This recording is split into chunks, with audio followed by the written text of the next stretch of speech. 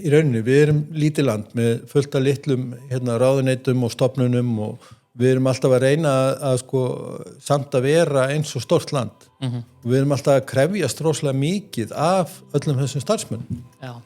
Ég bara satt inn í einu ráðuneyti núna fyrir rúmri viku síðan og var að tala við gervigreindina hvernig það gæti spilað rullu í að í rauninni geta gert meira með það starfsfólk sem það með því að nýta gervigreindina í það að gera hlutina sem að eru kannski mikla handavinna.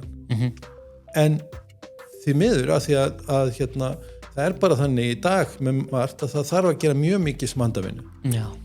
Og en tæknin orðin þannig að við getum farið að nýta hana í ótrúlegustu hluti. Já.